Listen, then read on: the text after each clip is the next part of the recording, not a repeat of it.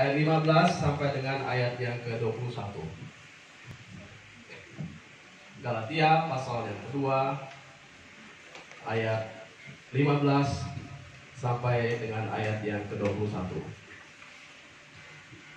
Ya, tema hari ini Kristus hidup di dalamku.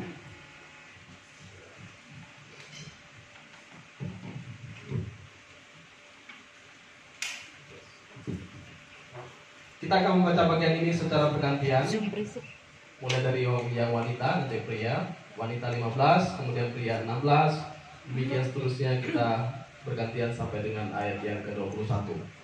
Galatia pasal 2, 15 sampai 21 dimulai dari wanita. 1, 2, 3. Menurut kelahiran kami adalah orang Yahudi. Ya, kurang kompak ya. Diulangi lagi. Galatia pasal 2 ayat 15 sampai dengan 21. Dimulai dari wanita. Menurut kelahiran kami adalah orang Yahudi dan bukan orang berdosa dari bangsa-bangsa lain. Kamu tahu bahwa tidak seorang pun yang dibenarkan oleh karena melakukan hukum Taurat, tetapi hanya oleh karena iman dalam Kristus Yesus. Sebab itu kami pun telah percaya kepada Kristus Yesus supaya kami dibenarkan oleh karena iman dalam Kristus dan bukan oleh karena melakukan hukum Taurat. Sebab tidak ada seorang pun yang dibenarkan oleh karena melakukan hukum Taurat. Tetapi jika kami sendiri sementara kami berusaha untuk dibenarkan dalam Kristus dan ternyata adalah orang-orang berdosa, apakah hal itu berarti bahwa Kristus adalah pelayan dosa? Sekali-kali tidak. Karena jikalau aku membangun kembali apa yang telah kurombak, aku menyatakan diriku sebagai pelanggar hukum Taurat. Sebab aku telah mati oleh hukum Taurat untuk hukum Taurat, supaya aku hidup untuk Allah. Aku telah disalibkan dengan Kristus. Namun aku hidup, tetapi bukan lagi aku sendiri yang hidup, melainkan Kristus yang hidup di dalam aku. Dan hidupku yang kuhidupi sekarang di dalam daging adalah hidup oleh iman dalam Anak Allah yang telah mengasihi aku dan yang menyerahkan dirinya untuk aku. Aku tidak menolak kasih karunia Allah, sebab sekiranya ada kebenaran oleh hukum Taurat, maka sia-sialah kematian Kristus. Ya, dalam bagian ini kalau kita perhatikan, kebanggaan daripada orang Yahudi adalah bagaimana mereka bisa hidup sebagai orang Yahudi yang taat. Yang pertama, mereka memang harus keturunan dari orang Yahudi. Sebagai orang Israel, suku Benyamin, itu lebih komplit lagi. Sehingga Paulus berkata bahwa dia adalah orang Yahudi asli, bangsa dari bangsa Israel, dari suku Benyamin. Jadi, secara pemahaman Alkitab, dia luar biasa. Bahkan dalam tataran orang Yahudi, dia melakukan segala hukum Yahudi itu secara ketat. Tetapi buahnya adalah Paulus menjadi membenci orang Kristen karena dia tidak memahami tentang siapakah Yesus itu. Sehingga waktu berjumpa dengan Kristus, siapakah engkau Tuhan? Ya, lucu ya. Ada orang yang sudah lama melayani Tuhan, ketemu dengan Tuhan, bertanya, siapakah engkau Tuhan? Ini mengingatkan kepada kita bahwa ketika kita sudah percaya kepada Tuhan, tidak serta-merta sebetulnya kalau bukan Tuhan yang bekerja, yang menumbuhkan iman kita untuk menanggapi kebenaran daripada Dia.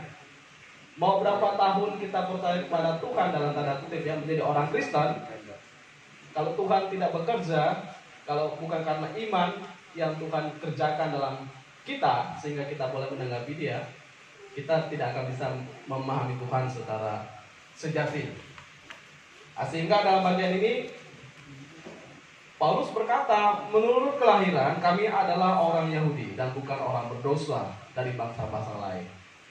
Dia ingin berkata bahwa menurut kelahiran, ya kami sangat-sangat diterima sebagai orang yang dianggap orang yang diselamatkan.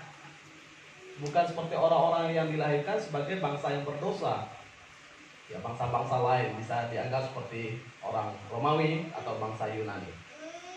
Tapi yang menarik bahwa ternyata untuk diselamatkan itu bukan bicara tentang dari mana kita lahir, suku apa kita dilahirkan, atau bagaimana kita melakukan kebajikan-kebajikan, berusaha untuk diselamatkan dengan cara kita, tidak. Tapi ternyata keselamatan itu memang pekerjaan Tuhan yang bekerja dalam diri seseorang. Sehingga nggak heran misalnya ada orang yang keras luar biasa, bahkan menjadi seseorang yang anti Kristen, kemudian percaya kepada Tuhan. Tapi kenapa orang itu bisa percaya pada Tuhan? Ya karena pekerjaan Tuhan dalam dirinya. Ya kadang kita jengkel dengan orang yang membenci kekristenan ya. Kadang kita ingin marah, membalas orang-orang yang konyol, berkata-kata dengan mudah-mudahnya mengkafir-kafirkan orang gitu kan. Ya, tapi dalam bagian ini kita juga belajar bahwa ada orang sesadis Paulus yang menyeret orang percaya, menyiksa, menyesat, bahkan mengizinkan pembunuhan terhadap orang Kristen pada waktu itu, termasuk terhadap Stefanus. Tapi dalam perjalanan sejarah ternyata Tuhan membukakan hati yang beku. Hati Paulus yang luar biasa itu dibukakan oleh Tuhan berjumpa dengan Tuhan. Kita nggak tahu kisah seseorang berjumpa dengan Tuhan kapan. Tapi menarik, ada seorang penulis buku berkata, Tuhan itu kita anggap seperti dalam tanda kutip ya, karena ini istilah seorang penulis, anjing pemburu dari sorga yang memburu orang-orang untuk datang kembali kepada Tuhan. Kenapa Tuhan datang dari sorga untuk menebus, menyelamatkan kita, supaya kita kembali kepada Dia? Ya karena yang indah dalam hidup ini adalah persekutuan dengan Tuhan.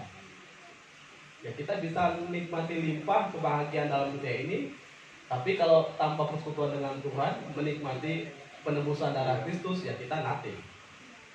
Sehingga sehebat apapun kita, mau kita orang kaya, mau kita orang pintar, mau kita orang penuh dengan usaha-usaha untuk mencari Tuhan, bahkan melakukan kebaikan-kebaikan secara moral, tapi tanpa Kristus, Yesus berkata, di luar aku, kamu tidak bisa berbuat apa-apa.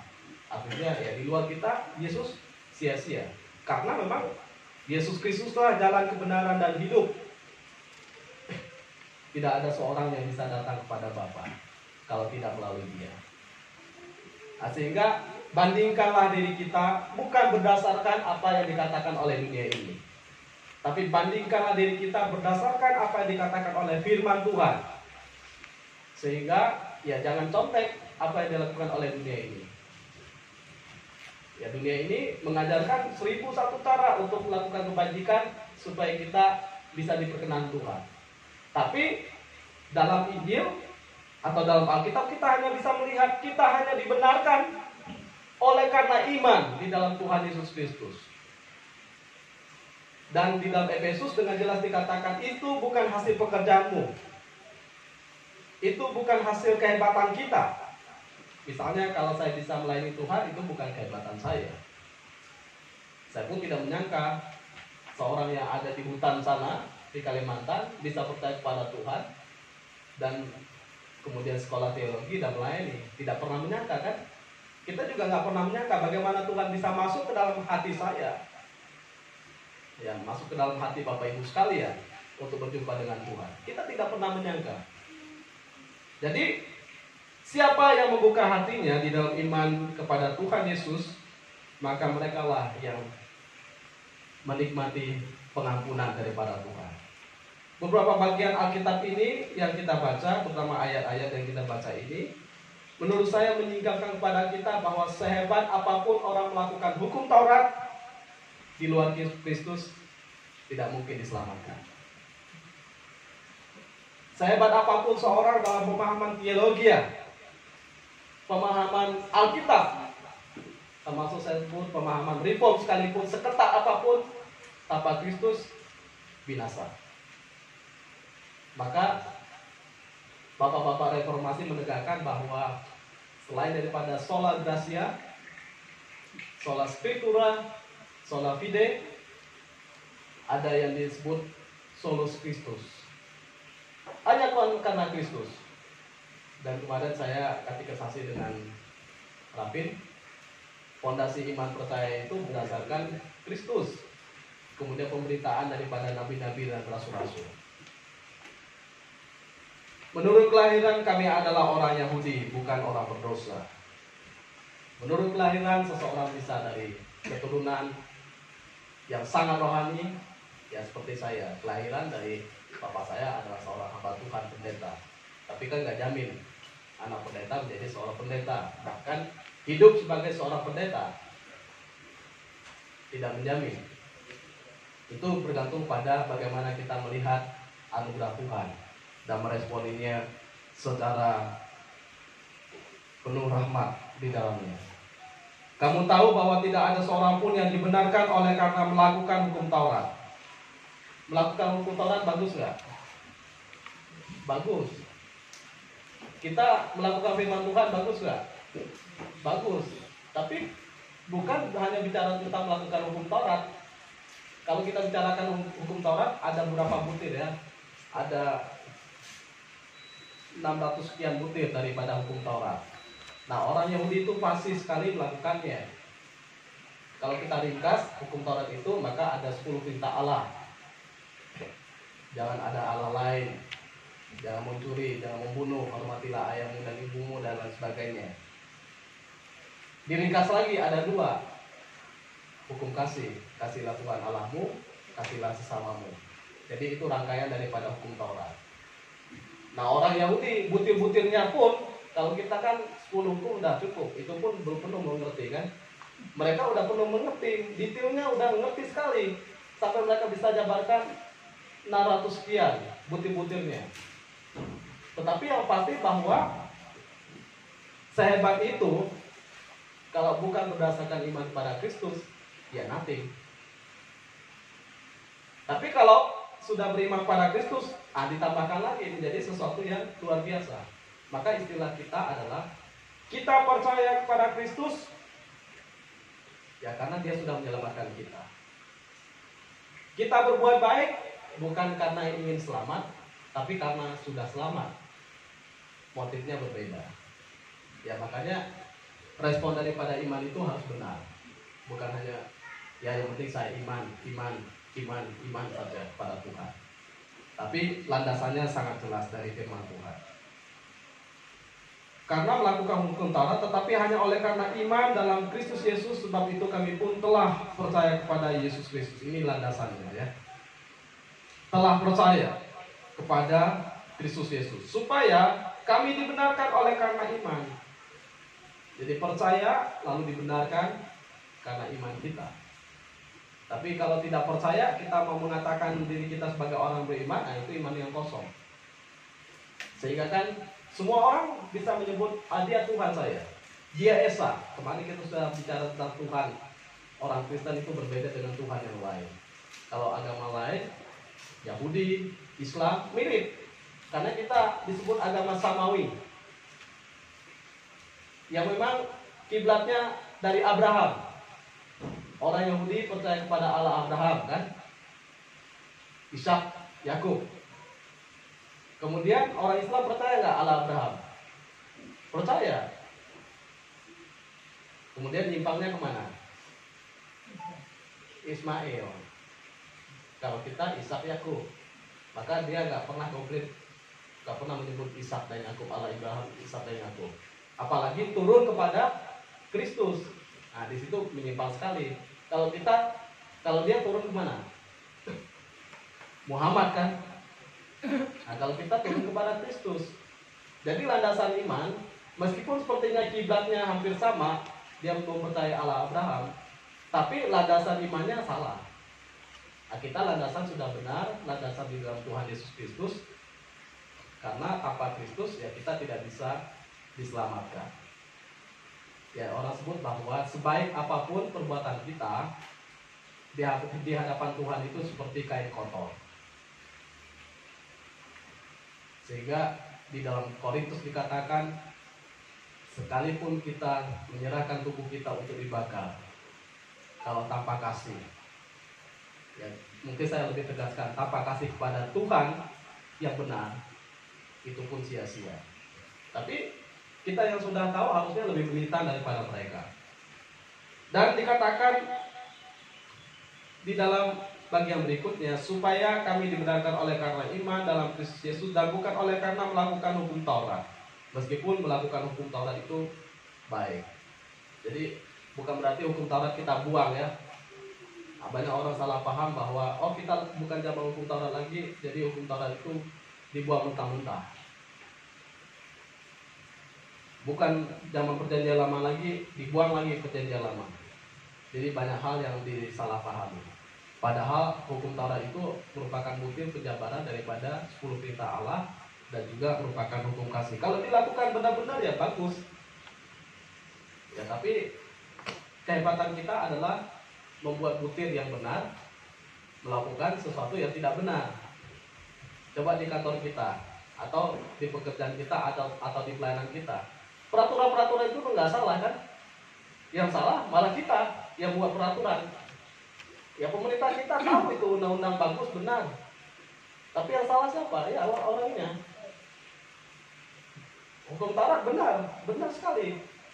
Malah kalau kita bisa melakukan ditambahkan dengan spiritual yang benar, menurut saya membuat kita malah lebih melihat kemuliaan Tuhan di dalamnya. Tapi masalahnya adalah apakah kita ya sudah di dalam hidup yang beriman kepada Tuhan, melakukan hal yang benar di hadapan Tuhan. Jadi tidak ada seorang pun yang dibenarkan oleh karena melakukan hukum Taurat. Tetapi jika kami sendiri sementara kami berusaha untuk dibenarkan dalam Kristus ternyata adalah orang-orang berdosa, apakah itu berarti bahwa Kristus adalah pelayan orang-orang berdosa? Ya ini meninggalkan pemahaman kepada saya bahwa Tuhan bukan pelayan dosa. Ya, Tuhan bukan pelayan dosa. Dalam bagian ini memberi pengertian pada kita, artinya apa? Jangan kita berpikir bahwa saya berdosa, oh Tuhan masih banyak stok kasihnya, sehingga apapun dosa saya limpah-limpah kasihnya. Nah itu hyper grace. Tapi memang Tuhan pelayan orang berdosa, dan dengan pengertian bahwa kita memang berdosa, Tuhan melayani kita, menyucikan kita supaya kita ditebus dari dosa. Ya maka kalau Tuhan sudah hidup dalam kita, yang pertama tanggapilah dia dengan iman yang benar kepadanya. Kemudian yang kedua, janganlah lagi hidup berbuat dosa. Istilah daripada Tuhan Yesus, janganlah berbuat dosa lagi. Kalau kita ingat tentang hal ini, maka setiap kali kita berdosa, kita tidak akan kompromi dan berkata, memang saya ini memang orang berdosa. Gak ada manusia yang sempurna. Kadang-kadang kan kita bukannya memperbaiki diri, malah menghibur diri, membenarkan perbuatan kita. Ya Pak, memang kita orang berdosa. Tidak ada seorang pun yang tidak berbuat dosa. Tidak ada seorang pun yang benar. Ada istilah lagi, hanya Tuhan yang tidak berdosa, hanya Tuhan yang benar. Ya memang Tuhan sudah memang Allah adalah Allah yang benar. Tapi kita sudah dibenarkan. Sehingga waktu kita berbuat dosa, kita ingat lagi bahwa Tuhan sudah menyucikan kita. Dia bukan pelayan dosa ya. Jadi kalau pelayan dosa seakan-akan saya berbuat dosa, oh nggak apa-apa, kamu berdosa lagi, nanti saya tebus kok, saya memberikan penyucian lagi. Itu menjadikan Yesus sebagai pelayan dosa, dan kita meremehkan kasih karunia Tuhan dalam kehidupan kita. Harusnya kita berkata jangan berbuat dosa lagi. Kita marah pada diri kita kalau kita jatuh dalam dosa, dan kita harus ingat itu bukan sesuatu yang menyenangkan hati Allah. Karena dikatakan, jikalau engkau membangun kembali apa yang telah kau rombak, aku menyatakan diriku sebagai pelanggar hukum Taurat. Ya kalau kita membangun sesuatu yang memang sesuatu yang salah, yang sudah dibongkar, yang sudah diselesaikan oleh Kristus di kayu salib, Tuhan Yesus kan merobohkan dosa supaya kita bebas dari dosa, membuka pintu keselamatan. Tapi kita berbuat dosa menutup istilahnya. Kemudian ya dengan cara kita sendiri membuktikan bahwa kita bukan orang yang dibenarkan, membuktikan bahwa kita nggak sungguh-sungguh percaya kepada Tuhan. Karena kalau orang sudah ditebus, yang berusaha untuk hidup benar menyenangkan hati Tuhan. Tapi kalau dia sudah ditebus, kemudian membangun lagi tembok yang merintangi hubungan dia dengan Allah, ya memang membuktikan orang itu degil, ya memang tidak tidak sungguh-sungguh percaya kepada Tuhan. Sehingga sebetulnya di dalam istilah yang benar, istilah orang Kristen itu tidak ada yang disebut bidat dalam orang Kristen ya. Tapi kita mengcopy paste istilah dunia ini, ya bidat istilahnya orang yang mengaku percaya kemudian berbalik. Tapi sebagai pemahaman orang Calvinis, ya sekali selamat ya tetap selamat. Nggak ada seorang pun yang jadi bidat. Kalau dia misalnya berbalik daripada Tuhan, tidak lagi percaya pada Tuhan, ya memang buktikan bahwa dia tidak pernah percaya pada Tuhan. Hanya mengaku-ngaku sebagai orang yang percaya kepada Tuhan. Ya. Paulus berkata baptisan itu tidak menyelamatkan, ya. Nanti tapi berkata, Pak, kalau nggak menyelamatkan, ngapain saya dibaptis gitu kan? Itu tanda keselamatan. Pengakuan kita bahwa kita mau komitmen berjalan bersama dengan Tuhan. Kita mau sungguh-sungguh dengan Dia.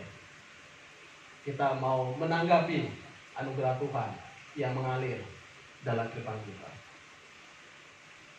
Jadi Tuhan itu bukan pelayan dosa, tapi pelayan orang-orang kudus yang menyucikan kita. Nah, kemudian dikatakan, sebab aku telah mati oleh hukum Taurat untuk hukum Taurat supaya aku hidup untuk Allah. Jadi kita meninggalkan dosa itu dengan tujuan yang jelas, ya. Yang saya maksudkan adalah, ya Pak, saya udah nggak berdosa lagi, berusaha menjadi orang benar, tapi nothing. Nggak hidup untuk sesuatu, tidak melakukan sesuatu. Sehingga banyak orang yang kemudian memakai gereja hanya untuk apa? Untuk baptis, untuk menikah, untuk kematian.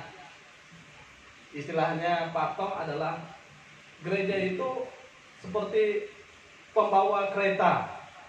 Kereta bayi, kereta kencana, kereta kematian. Ya sebetulnya bukan itu yang dikerjakan oleh gereja. Gereja melakukan tugas yang mulia, berbicara tentang bagaimana seseorang meninggalkan dosanya, bersekutu dengan Tuhan, melakukan segala sesuatu yang terbaik bagi hormat kemuliaan nama Tuhan. Karena kita hidup, ya memang sekarang saya menyelesaikan hidup yang tadinya dengan dunia, tapi sekarang saya komitmen hidup dengan Tuhan, melakukan pekerjaan saya di hadapan Dia. Jadi bukan Kristen yang pasif atau sekedar Kristen yang ya saya percaya tapi tidak pernah beribadah, tapi tidak pernah berdoa, tapi tidak pernah melayani Tuhan. Yaitu memang ya Kristen. Pak Tom berkata ada benihnya tapi nggak tumbuh. Ya kalau kita nggak menanggapi anugerah Tuhan, ya nggak tumbuh. Ya sama seperti ya memang kita niatnya mau percaya tapi akhirnya mati lagi istilahnya. Jadi kita hidup bukan lagi untuk diri sendiri, tetapi hidup untuk Tuhan. Nah sehingga dalam bagian yang ke-20, namun aku hidup tetapi bukan lagi aku hidup, melainkan Kristus yang hidup di dalam aku. Ya sehingga kita yang sudah percaya, kita harus ingat bukan kita lagi yang hidup, tapi Tuhan yang sudah menghidupkan kita. Ingat kalau Tuhan nggak mati bagi kita, menghidupkan kita, kita ini binasa semua. Nggak ada kisahnya, ada harapan lagi. Nah, berita kekristenan berbeda dengan berita agama lain. Kalau agama lain berkata, setelah mati kita selesai. Tapi agama Kristen berkata, setelah mati kita ada hidup yang kekal, berjumpa dengan Tuhan. Nah, akan lebih indah ya kalau kita sudah hidup dengan Tuhan dalam dunia ini, melakukan tugas tanggung jawab kita, kemudian kita bersekutu dengan Dia, berjumpa dengan Dia, kita sudah menyelesaikan tanggung jawab kita. Tapi akan lebih malu misalnya kita sudah hidup panjang lebar dalam dunia ini, kemudian ketemu dengan Tuhan, nothing. Nah, istilah lagi oleh Pak Tong. Pak Tong berkata bahwa ya itu menjadi penyesalan. Ya kita mungkin diselamatkan, tetapi kita nyesal. Kenapa dulu waktu saya hidup saya nggak gunakan yang baik-baik untuk Tuhan? Harusnya saya bisa ini, saya bisa itu. Tapi menggambarkan kebahagiaan surga yang luar biasa yang Tuhan sudah berikan kepada kita, kita jadi malu juga. Kok saya diberikan hak istimewa menikmati kebesaran persekutuan dengan Tuhan? Padahal dulu saya bukan hanya sebagai orang berdosa, tapi orang yang tidak melakukan sesuatu bagi Tuhan. Nah, maka saya selalu gambarkan bahwa seorang yang berdosa yang disalib bersama dengan Tuhan Yesus, satu sisi dia ada bahagianya karena Tuhan Yesus berkata, hari ini juga kamu akan bersama dengan saya di Firdaus. Senang dong, nggak jadi binasa. Tapi nggak senangnya yang dikerjakan nothing. Ya makanya saya berkata, kalau orang bercita-cita ingin menjadi seorang pendosa yang di kayu salib itu, ya janganlah. Mending kita sadar cepat, lebih baik kita banyak melayani Tuhan. Bahagianya itu menjadi berbeda, limpah sekali. Karena kita sudah bukan hanya finishing well, tetapi juga menyelesaikan kehendak-kehendak Tuhan bagi kehidupan kita. Nah sehingga ya ditekankan lagi ya, hidupku ini yang kuhidupi di dalam daging, di dalam tubuh ini ya, adalah hidup oleh iman dalam Anak Allah yang telah mengasihi aku dan telah menyerahkan dirinya untuk aku. Ingat, Tuhan Yesus sudah menyerahkan dirinya untuk kita. Tuhan sudah menebus dosa kita. Tuhan sudah memberikan keselamatan kepada kita. Itu merupakan satu janji yang luar biasa, bahkan berkat yang luar biasa yang kita terima. Jadi ada 3 berkat menurut saya yang secara jelas kita terima. Yang pertama, kita dibebaskan dari dosa. Yang kedua, kita bisa menerima Tuhan Yesus sebagai juru selamat dalam kehidupan kita. Yang ketiga, kita mempunyai jaminan kekekalan dan pengharapan. Sehingga Paulus jelas berkata, karena melihat semuanya itu, maka Paulus berkata, aku tidak menolak kasih karunia Allah. Ya, kalau orang bisa melihat kasih karunia Tuhan, dia rasa rugi kalau saya tolak. Ini sesuatu yang memang penting bagi saya. Sehingga dia berkata, aku tidak akan menolak kasih karunia Allah, sebab sekiranya ada kebenaran oleh hukum Taurat, maka sia-sialah kematian Kristus. Karena memang tidak ada kebenaran oleh hukum Taurat. Hanya melalui kasih karunia Kristus kita dibenarkan dan diselamatkan. Nah ini juga sekaligus mengingatkan kepada saya bahwa Tuhan itu baik pada saya, sehingga memberikan juga kesempatan kepada saya, termasuk juga Bapak Ibu sekalian. Bukan hanya kita disucikan dari dosa, bukan hanya kita juga boleh percaya kepada Dia, tapi juga boleh melayani Dia. Tuhan bisa pakai kita menjadi terang garam dan terang dalam dunia ini. Ya dengan cara Tuhan bagi kita masing-masing. Nah sekarang bagaimana kepekaan kita menanggapi anugerah Tuhan. Ya talenta kita berbeda-beda, kemampuan kita berbeda-beda, latar belakang kita berbeda-beda, tapi bukan sesuatu yang masalah bagi Tuhan. Tuhan bisa memakai 1001 cara untuk mengukir kita. Dan memang saya ingin berkata bahwa tidak ada seorang pun yang dilahirkan dalam dunia ini yang dilahirkan dengan sia-sia, yang dilahirkan tanpa tujuan. Tidak ada seorang pun yang dilahirkan dalam dunia ini yang dilahirkan tanpa sebetulnya menikmati anugerah Tuhan. Minimal ya, anugerah umum. Minimal. Ya anugerah umum bicara tentang matahari. Orang dunia kan menikmati kan, bulan, bintang, pohon, air, lain sebagainya. Tapi kita bersyukur kita lebih daripada mereka. Kita menikmati anugerah khusus. Kita bisa percaya kepada Tuhan Yesus. Kita boleh belajar kebenaran firman Tuhan, bila bisa mengerti. Ya, kita boleh melayani Tuhan. Nah, ini kesempatan yang indah. Ya saya harap semua kita, bukan hanya kepada Raffi, semua kita, waktu kita sudah menyelesaikan kehidupan kita yang lama, marilah kita hidup dengan cara hidup yang baru dan melakukan tugas tanggung jawab kita di hadapan Tuhan. Tuhan, terima kasih untuk anugerah-Mu yang sempurna bagi kami semua. Terima kasih dalam cara Tuhan sendiri Engkau mengukir kami. Dan kami percaya bahwa jalan hidup ke depan Tuhanlah yang mengukir. Sehingga Tuhan yang menyelesaikan atau mengubah masa lalu kami. Tuhan mengubah masa kini kami. Bahkan Tuhanlah yang mengubah masa depan kami. Kalau kami ada sekarang ini, itu karena perbuatan Tuhan. Mampukan kami untuk bersyukur, memuji Tuhan, mengerjakan hal yang benar untuk kemuliaan nama Tuhan. Kami menyerahkan semua kami dalam tangan Tuhan. Biarlah Tuhan memberkati kami semua dengan kekuatan kesehatan. Dan menyerahkan agenda ke depan dalam tangan Tuhan. terutama pelaksanaan baptisan, bela Tuhan yang tinggi. Itulah doa kami dalam nama Tuhan Yesus.